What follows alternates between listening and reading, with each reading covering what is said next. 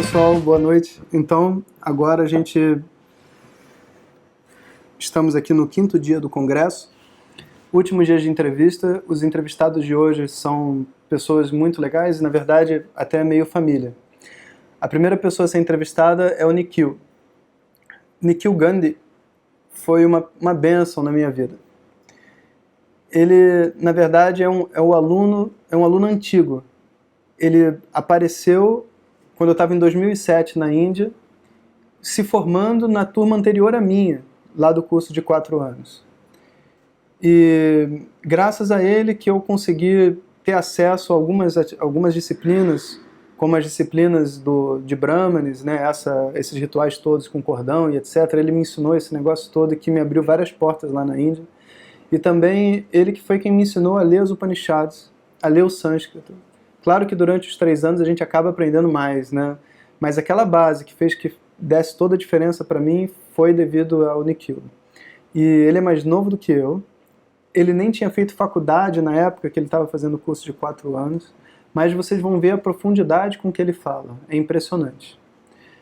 Além do Nikhil, a gente tem também o Luciano que está trabalhando aqui com a gente no Vishwavidya, que também é um amigo de longa data, que tem uma super clareza no conhecimento, né, e que não perde em nada para ninguém que fez esse curso de 3 anos. A gente tem também o Patrick e o Leandro, 2 amigos de longa data do Vidya, e que também estou muito feliz que eles estejam falando aqui com a gente. E por fim, sou eu mesmo, né? Então me entrevistaram e colocaram no final, para não falar de Vedanta, contar um pouco da minha história. Então espero que vocês gostem das entrevistas de hoje. E no final, aguardem que a gente tem boas novidades. É isso aí, pessoal. Hariom.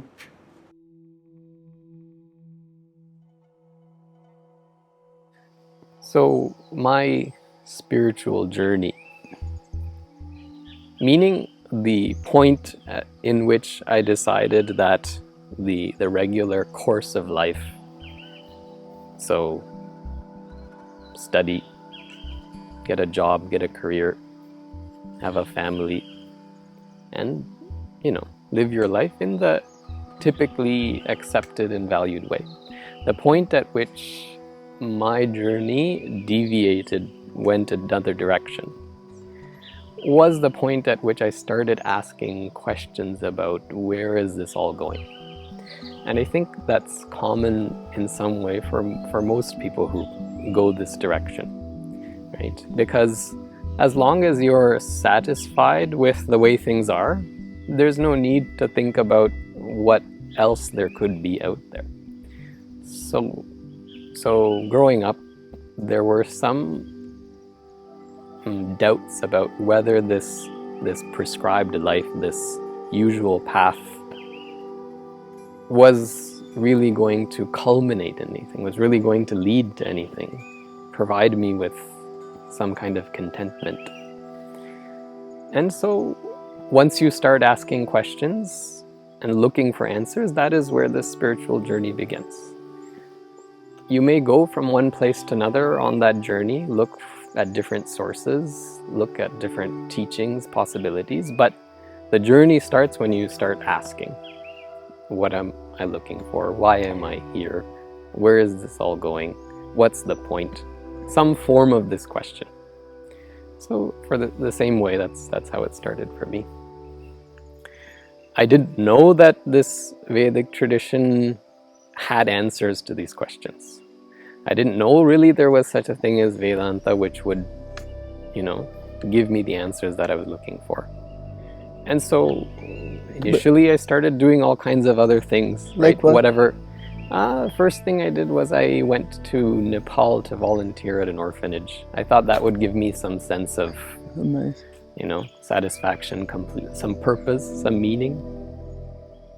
And while I was there, I started thinking about exploring the Indian tradition, the Vedic tradition, because that is my ethnicity. That's my family's tradition. So I thought I would start exploring that to see if that had any further answers it could give, and that's how I started. So everyone starts somewhere and tries to find answers somehow. So that's how it started for me. definitely I have realized from my study of the Vedic tradition and the time that I spent in India that the environment in which you grow up plays a very important role in your values, in the way that you see things, in the reality that you give things. So India being a place where the Vedic tradition has continued for however many thousands of years or whatever time they give, naturally the environment is one that reflects the spirit of that tradition. And that is not found as strongly anywhere else in the world.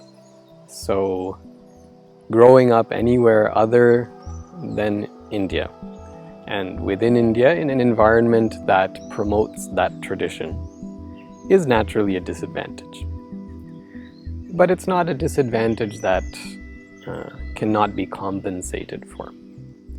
So like you're doing here, like other teachers are doing around the world, trying to produce that kind of environment for people to study, to grow, to learn about that tradition is a way to overcome that.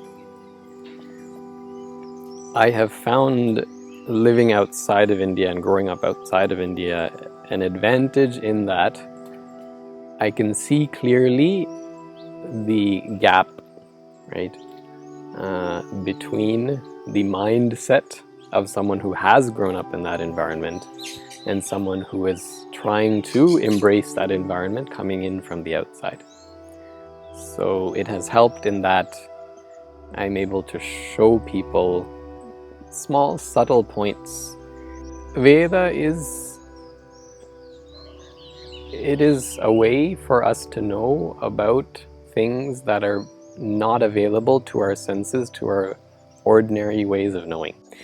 Like, for example, whether this individual who we normally take for granted is born and then dies, one lifespan.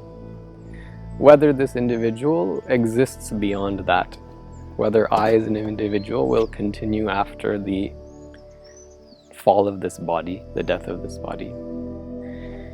And if so, what is the nature of that individual? One important thing that distinguishes knowledge from religion, religious beliefs, is that any knowledge has to be consistent with whatever else we know, our other experiences. So we know certain things about this universe, we know certain things about our experience in it, our life. And so what we learn through the Veda should be consistent with that. So when in the introduction to Vedanta study, which is the culmination, you could say, of the final teaching of the Veda, when Vedanta talks about what am I looking for, really, I've taken for granted that certain pursuits I have in my life, I want relationships, I want material security, I want pleasure. When the Veda reveals to me, helps me see that in fact, in and through, underlying, at the basis of all of everything that I do in my life, there is one common pursuit, one common goal. I can see that that is consistent with what my experience is. Even though I have never really looked at it that way, I've never really analyzed it that way. It does not go against what I have known at a very subtle level. It does not impose a goal on me that I should go to God, I should go to heaven. It does not prescribe in that sense something that is inconsistent or not necessarily what I myself naturally am looking for. So in that sense, it's not a religion because it's not an imposition. It's simply a guide to help me understand my own experiences, my own being. So even though we talk about a Vedic tradition, which it has Veda as its very foundation, naturally that has yielded a wide variety of teaching literature, all oriented towards that same Veda and Vedic teaching. So that whole range of literature and teaching that's available, which discuss a wide variety of topics. And so things like yoga, Ayurveda also fall within that, because in some way or another they're connected to help me understand what that Veda is trying to help me see. And finally, gain what I am looking for. So yoga, although not directly from Veda, we do not find the yoga teachings in Veda directly. It belongs to the same tradition. It has the same spirit to it, and it has a very important role to play in helping me use and understand that Veda. So in fact, everything that we generally associate with this Vedic tradition, so whether it's rituals, yoga, Ayurveda, meditation, any of these things, they're all related, and then even down to stories in the form of Ramayana, Mahabharata, which are stories that are associated with that tradition. Even those all have a role to play, so it's all very connected and united.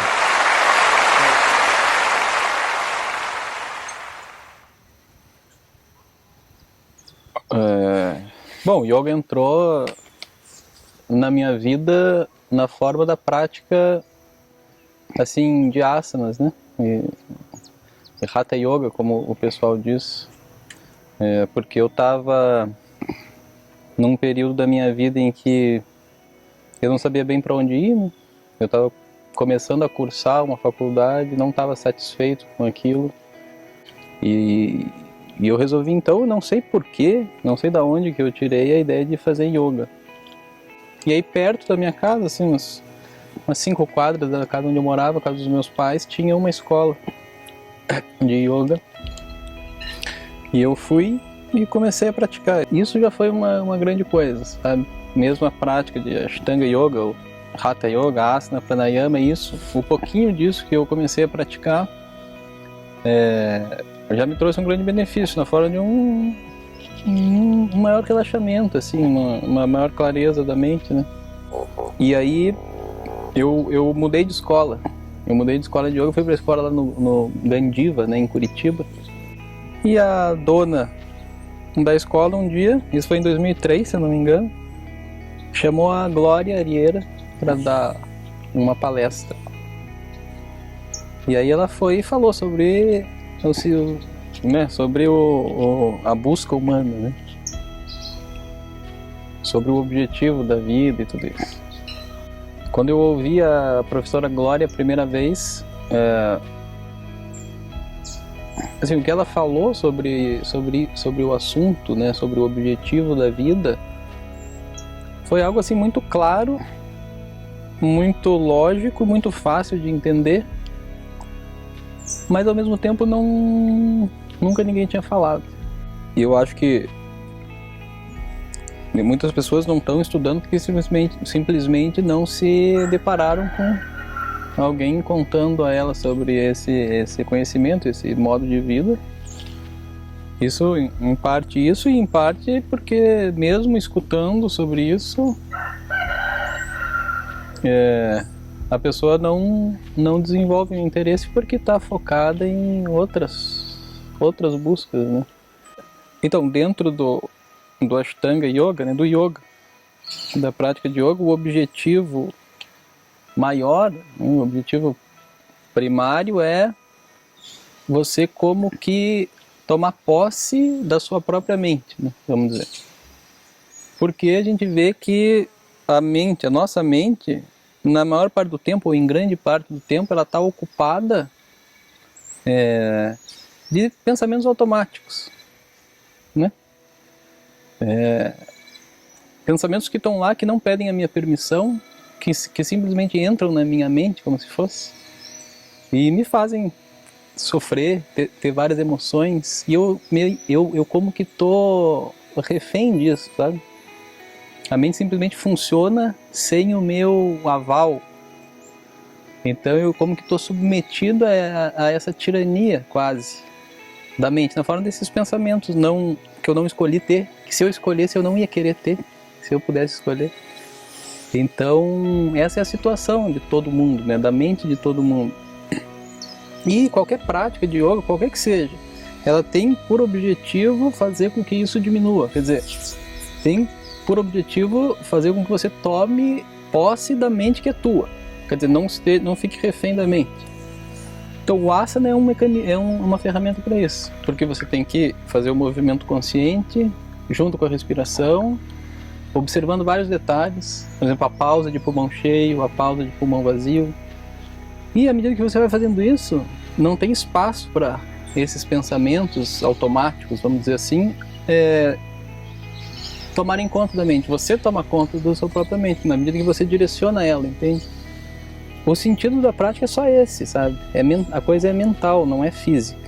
Acontece que com o corpo físico é mais fácil de direcionar a mente, fazendo certas posturas, certos movimentos. E é isso.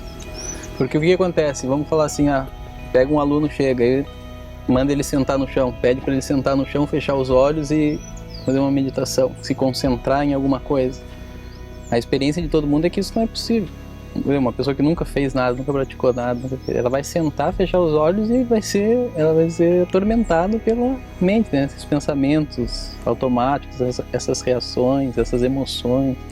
Então a prática física, né, que o yoga desenvolveu, ela tem o propósito de pegar essa pessoa e aos pouquinhos fazer com que ela vá se direcionando, vá ocupando a sua própria mente e aí ela vai se encaminhando para a meditação, que também...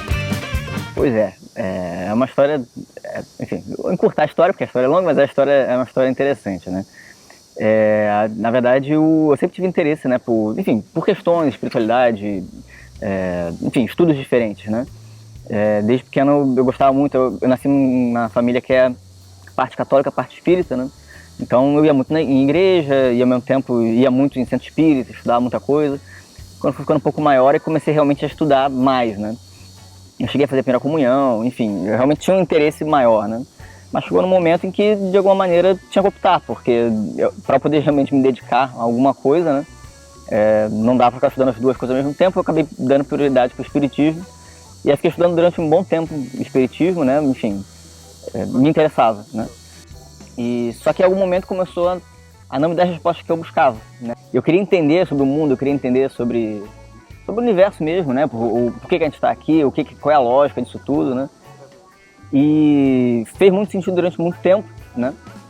Mas começou a ter algumas perguntas que eu queria ir além e... Não, mas isso aí não é para agora, você não tem resposta para isso agora e não dá para saber isso. Aí depois, mas como é que não dá para saber? Eu tô perguntando, tem que poder saber, né? E aquilo me deixou um pouco incomodado, né?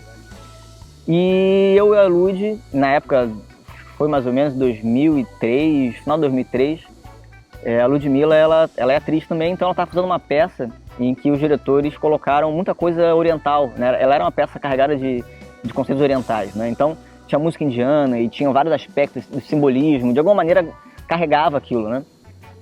E mexeu muito com ela, de alguma maneira ela falou, olha, já que a gente está procurando tanta coisa, eu quero procurar alguma coisa do Oriente, alguma coisa de Índia, alguma coisa bem específica. Eu achei até estranho, porque a gente quase não estudava Oriente na época, mas tá bom, vamos procurar o que a gente puder, né?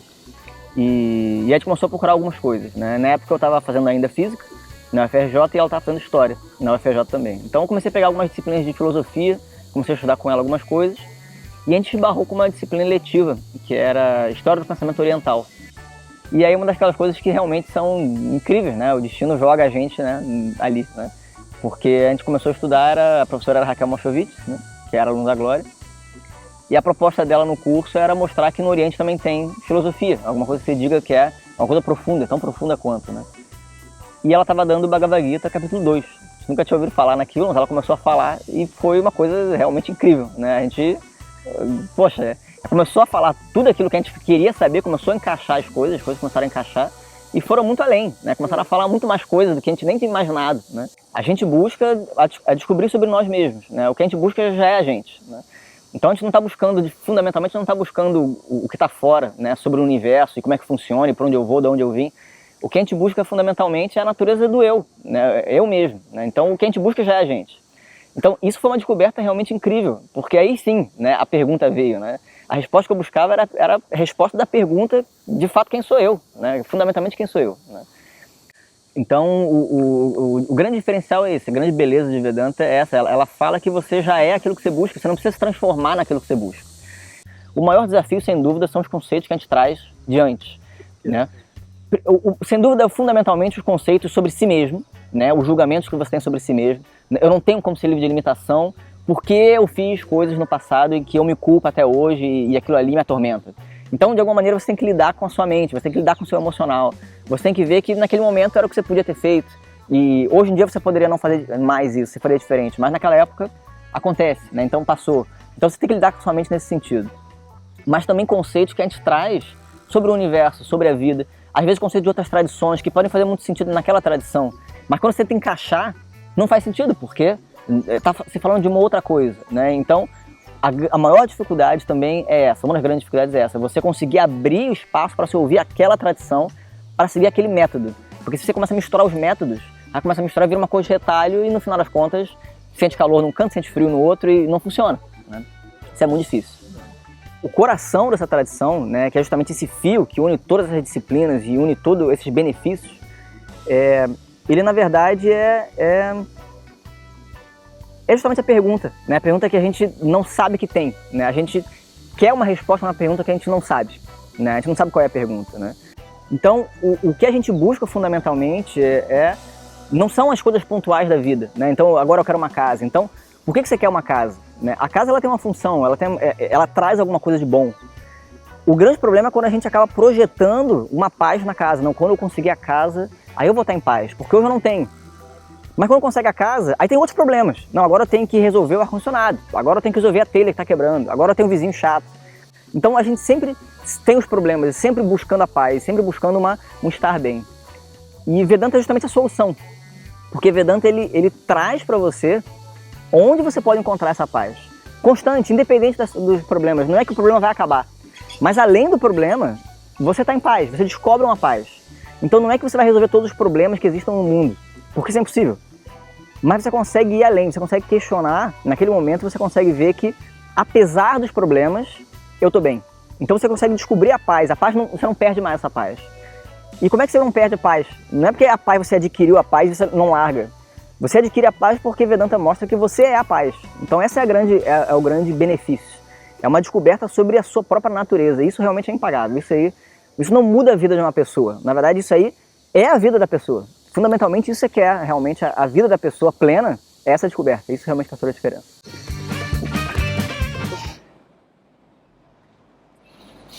É difícil, porque realmente permeia a vida inteira, né?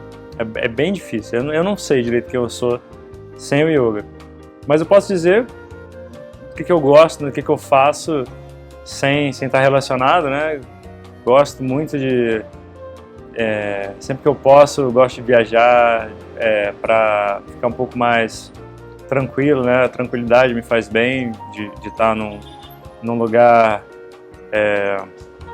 mais de montanha, digamos assim, que até gera um conflito, né? Porque a Vanessa, minha esposa, gosta de praia e eu gosto de montanha, então gera um certo conflito aí que a gente tenta resolver do jeito que dá, mas sempre gostei, a música me chama muito, né? Toco violão já há muitos anos, jogo videogame, é uma coisa que me chama também, é um lado infantil que me acompanha, nunca vai morrer, com certeza. Enquanto tiver um troço desse eu vou estar fazendo com certeza, que é um troço que preenche ali um momento de não, agora não quero pensar em nada. Então é difícil me definir fora do yoga, porque o yoga realmente me define. Mas corre por lado muitas atividades paralelas que nunca vão morrer, na verdade, né? Elas estão ali para preencher um um tempo de descanso, né, realmente, da mente, do corpo, porque a vida de yoga é uma vida de disciplina, é uma vida de atenção, é uma vida de até mesmo de privação, num certo sentido, mas também tem uma vida de descanso, né? A própria Gita fala que tem que ter um momento de descanso, né? Como é que deve agir o yogi. Então, assim, assado e um momento de descanso.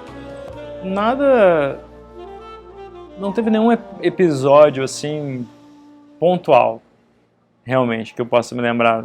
Digamos, às vezes a pessoa fala assim, poxa, passei por um momento muito difícil na minha vida porque fulano de tal ficou doente, ou eu fiquei doente, ou então perdi tudo que eu tinha, não tinha quem me apoiar. Isso, eu não posso dizer que alguma coisa nesse calibre assim tenha me acontecido para poder falar assim, não, se não fosse o yoga e tal. Mas por outro lado, é um farol, né? Nesse sentido de que existem as dificuldades diárias no trato com as pessoas, no lidar com seus assuntos, né? E aí tem as dificuldades que vêm, que você trouxe, né, nessa vida, tem que lidar com elas. E se você não tiver alguma coisa, que no caso é o yoga, na qual você possa se apoiar, você vai procurar em outro lugar. Mas como todas as outras coisas são frágeis também, né? Você vai se apoiar numa outra pessoa. A outra pessoa é frágil também, uma hora ela não aguenta. Vai se apoiar numa conquista. A conquista é frágil, uma hora ela cai.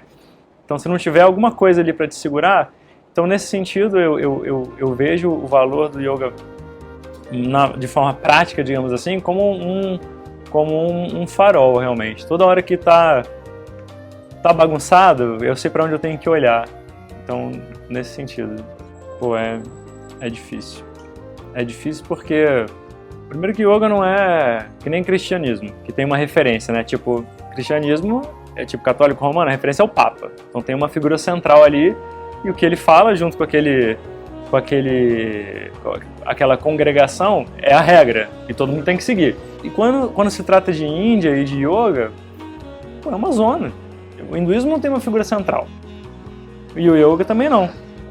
Então é muito complicado porque que tipo de referência o aluno tem quando ele vai procurar um professor? Nenhuma. Essa que é a verdade. Geralmente a pessoa procura o professor num momento difícil da vida dela. Não é uma coisa boa para fazer. Porque é um momento difícil, qualquer coisa que o camarada fale ali, que bata dentro dela com uma certa... Eu não encontrei conforto nessas palavras. Mas até relógio quebrado tá certo 2 vezes por dia. Então não é um parâmetro, né? O processo do yoga, ele não é um processo de ganho, é um processo de descoberta. Esse que é o ponto. E quando o professor, independente da linhagem, onde você descobriu ele, mas se ele pensa que é um processo de ganho, fundamentalmente, embora você ganhe muitas coisas no caminho, se ele pensa fundamentalmente que o processo do yoga é um processo de ganho, você está perdido. E ele também. Porque o que você ganha, você perde. Filho, olha lá, olha que legal aí, ó.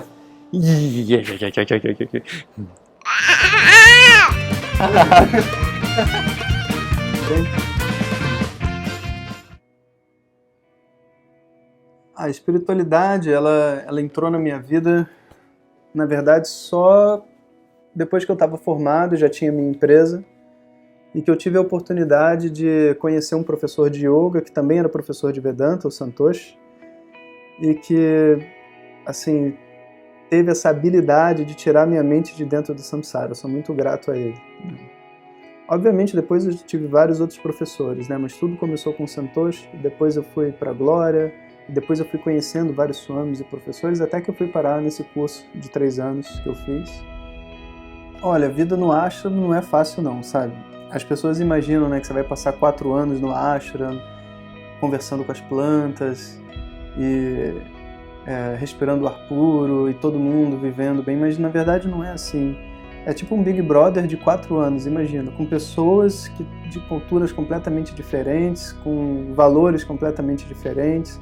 Então o nível de desentendimento é muito alto, até que exista uma maturidade, ela vai ocorrer, mas Eu posso dizer que é pelo menos 1 ano aí de muito Big Brother, para então você entender como se relacionar com as pessoas, cada um colocar os limites nas suas relações, né? Da onde vieram minha paixão por mantras? Na verdade, eu não sabia que eu cantava bem, né? Eu comecei a apreciar a minha capacidade de canto depois de alguns anos de rituais e de mantras e de tudo mais. Que eu um dia descobri que eu cantava direito e que eu era capaz de fazer muitas dessas modulações de tons e etc. que estavam presentes ali nesses cantos clássicos indianos, né? E ao mesmo tempo é uma disciplina muito boa para a mente, você cantar, você se entrega, é uma disciplina de relaxamento. Então, na verdade, eu nunca tive como objetivo cantar. Eu tive como objetivo preparar minha mente para esse estudo e acabou que nesse processo eu descobri que eu sabia cantar e que eu podia cantar. Então, foi assim que os mantras entraram, né? Algumas pessoas falam assim, não, porque o Jonas é muito rígido quando ele ensina, etc. Não sou rígido, mas às vezes as pessoas acham que se elas vão abrir a boca e a voz vai sair, mas não é assim, né? Não é só cantar, entoar um mantra, não é só entoar um mantra. O mantra, ele vem junto com todo um processo terapêutico que a gente vive internamente. E só cantar, você canta em qualquer lugar. Agora, conseguir fazer com que uma música tire de você uma emoção e coloque essa emoção para fora e divida essa emoção com as outras pessoas, isso é uma arte. A história do Javali é a seguinte: quando eu estava faltando assim 2 meses para acabar o curso, na reta final, no meio dos Brahma Sutras, um dia à noite eu estava saindo do lecture hall onde a gente tem as aulas e estava indo para o meu quarto. No meio do caminho tinha uma espécie de um poste, né? Tinham vários postes no caminho, porque é muito escuro, você está no meio da floresta, e o poste, ele ilumina só ali onde você está, mas quando o seu olho está ali embaixo do poste, você não vê, porque é tudo escuro, né, fora do poste. E eu escutei uns barulhos, assim, estranhos, sabe? E ali tinha muito javali, eu já tinha visto vários, mas eles nunca atacaram ninguém, eu nunca soube de ninguém ser atacado por um javali. E eu falei, cara, esse javali tá muito nervoso, ele tava, né, rosnando e tudo mais, e começou a correr, bum, bum, bum, bum, bum. E eu falei, vou ficar parado pro javali passar com a família, sei lá, a manada passar e eu ficar na minha. Mas quando eu vi, o bicho pulou de trás de uma moita, direto na minha perna. Pulou com a cabeça. A sorte que o chifre não pegou lá o dente, né? Porque se tivesse pego também teria dado um problema ainda maior. E eu levei o impacto do javali, girei no chão, quebrei meu computador e saí correndo, não sei como, com a perna quebrada. E gritei ao mesmo tempo, e aí alguns indianos que estavam ali perto vieram e me acudiram também, e graças a Deus o javali continuou correndo, né? Ele não voltou. Acharam que estava tudo bem, me deram uma injeção de morfina para eu dormir, imagina, no meio da floresta, o que você vai fazer, né? No dia seguinte eu acordei, levantei e desmaiei, porque eu tinha tido uma hemorragia interna, meu joelho estava desse tamanho, estava com pouco sangue. Aí eles me levaram para um hospital, fizeram punção, raio-x, e aí eu descobri que tinha fraturado a cabeça da tíbia por amassamento. Eu acabei tendo que fazer uma operação cirúrgica de emergência, coloquei 2 parafusos desse tamanho no meu joelho, né, de aço, né, e, enfim, foi um grande susto e também um momento de muito aprendizado. Eu posso dizer assim que para mim o que eu vejo de maior obstáculo para as pessoas é esse jogo do ego, sabe? É quando a gente, para assumir a posição de dar aula, a gente precisa vestir uma carapuça como se a gente deixasse de ser aquilo que a gente é. Para mim esse é o maior obstáculo. Eu tento na medida do possível, né? Na medida do possível, porque o ego a gente não brinca, a gente tem que sempre se manter alerta, sabe? Me relacionar com as pessoas com aquilo que eu sou, né? Sem nenhum tipo de pose, sabe? Ou distância. Eu acredito que o que fez mais diferença para mim na minha caminhada e na minha troca com os professores foi essa possibilidade de entender a pessoa que está ali. Não só o professor, mas entender a pessoa que está ali.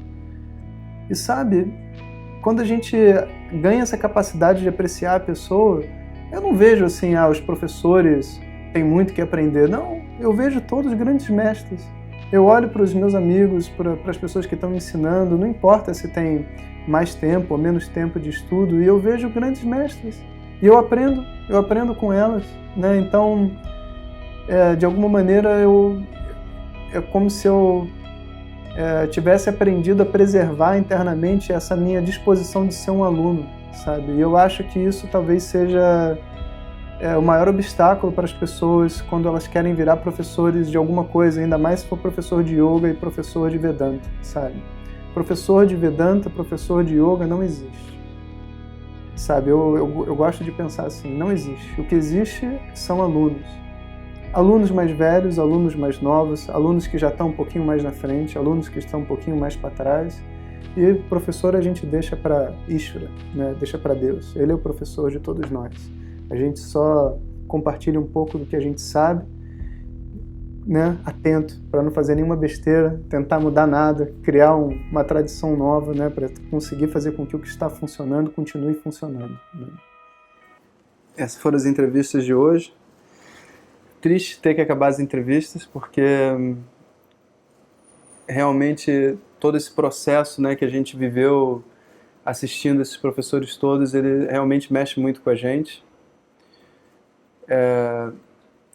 Queria aproveitar esse momento para agradecer a todos que participaram, todos esses professores são verdadeiros mestres, né, e que mostram para a gente outras perspectivas do yoga que a gente já faz através da sua própria vida, das suas próprias experiências. De alguma maneira a gente tentou agrupar as entrevistas todas para formar essa história, né, dessa mensagem que a gente vem passando junto com as aulas de Vedanta. Espero que vocês tenham gostado bastante. Enfim, é sempre triste, finais são tristes, né? Mas de qualquer jeito, vamos falar de coisas boas. A gente tem também, tiveram alguns professores que não puderam participar, como o Carlos Virrado, o Pedro Kupfer, o Thales, o Tiago Neto Dermógenes, o Anderson, que eu até falei com ele hoje, e a professora Leia, e muitos outros professores que a gente gostaria que tivesse participado com a gente. Vai nosso Namaha, nossas saudações para eles também, porque essa tradição é de todos nós, né? E a gente espera que da próxima vez, na próxima temporada, a gente consiga incluir outras pessoas e traga outras perspectivas para todo mundo, né? Queria agradecer também a equipe do Satsang Online, né, que é a Denise, o Edgar, o Vitor e o Luciano, e eu, que trabalharam também arduamente durante esse mês de março, né? Vários dias a gente acordava às 7 horas da manhã, 7 horas todo mundo pronto, trabalhando, e terminando de trabalhar às 11 da noite para conseguir fazer esse congresso para vocês. E de alguma maneira é bom que tenha terminado, porque a gente vai ter agora um momento de descanso, né? Entre aspas, porque a nova turma vai começar, vai ter um monte de coisa e a gente tem outros trabalhos, mas pelo menos esse trabalho intenso de entrevistas e edição diminui por um tempo. E por fim, também queria agradecer a todos os participantes, né? E aproveitar para contar os resultados das pesquisas e tudo mais que vocês falaram. Em relação aos e-mails, a maioria das pessoas gostou da quantidade de e-mails que receberam, e do conteúdo e tudo mais, né? Algumas pessoas tiveram problema com spam e promotion, tipo, o nosso e-mail caía na caixa de spam e na caixa de promotion. A gente pesquisou bastante, sabe? E isso é algo que você tem que resolver dentro da sua caixa. Tudo que a gente pode fazer, a gente fez. Então você tem que pegar o e-mail da sua caixa de spam ou da sua caixa de promotion, botar na sua principal e falar que não é um spam, falar que você não quer receber todos aqueles e-mails ali, né? Essa é a instrução. Se você tiver dificuldade com isso também, fala com a gente, mas não tem outra maneira de fazer isso. Sobre a continuidade, muitos falaram que queriam que fosse contínuo. Nós também gostaríamos que fosse contínuo, só que não é viável no momento presente, né? A gente teria que ter uma equipe um pouco maior, a gente teria que ter alguém dedicado à edição para que a gente tivesse mais folga para fazer isso tudo, e isso ainda não é possível, né? Esse trabalho do Congresso Digital de Yoga, ele é um trabalho assim para a sociedade, né? E até esse trabalho ter um alcance onde a própria sociedade consiga sustentar esse trabalho leva um tempo. Então a gente tem que persistir durante um tempo, né, para que um dia seja possível, quem sabe, um dia as aulas não são todas abertas dessa maneira, né? É possível, né? A gente já conseguiu tanto dessa vez, né? Um dia a gente chega lá, mas por enquanto a nossa perspectiva mais razoável é que a gente possa fazer a próxima temporada do curso online grátis no semestre que vem. Em vez de ano que vem, semestre que vem é possível, né? E até lá a gente tem muitos trabalhos diferentes, tem a nova turma que está começando, mas tem também sânscrito, um monte de outras coisas que a gente vai colocar no ar e que é uma novidade para todo mundo, né? Mas, enfim, então tem outras coisas vindo por aí. Sobre o assunto, essa parte eu fiquei muito feliz. 60% das pessoas, e olha que eu tirei todos os que já eram alunos de alguma maneira, quem já estuda Vedanta não entrou nessa estatística. Eu queria ver quem não estava estudando e etc. 60% das pessoas optou por um estudo mais aprofundado de Vedanta. Depois, 25% ficou com sânscrito e histórias da tradição védica, o que é muito interessante, né? Porque a gente acha que ninguém quer aprender sânscrito, mas tem realmente pessoas interessadas em aprender sânscrito e também as histórias da tradição. Então, essa foi a escolha principal dos temas, né? E até por isso a gente ficou pensando o que a gente poderia fazer, porque se aprofundar em Vedanta necessita de um estudo mesmo sistêmico, né? Não é você escutar uma aula e depois não escutar outra, tem que ter uma história, uma depois da outra, né? Então, o que a gente pensou que é dos anúncios de hoje, né, que a gente vai abrir as 3 primeiras aulas da nova turma para os alunos do congresso assistirem. Quem quiser assistir e ver como é que é dentro de uma turma regular, como que é o estudo, qual que é a diferença do congresso para a turma, e depois quem quiser ficar, fica, quem não quiser, não fica, né? Aí é uma outra história. Mas pelo menos essas 3 aulas iniciais, que são as aulas preparatórias, a gente decidiu colocar de bônus no congresso, né? Então, na semana que vem, às 7 horas da noite, não às 8 horas, a gente coloca a primeira aula no mesmo lugar, no mesmo link que vocês entraram no congresso.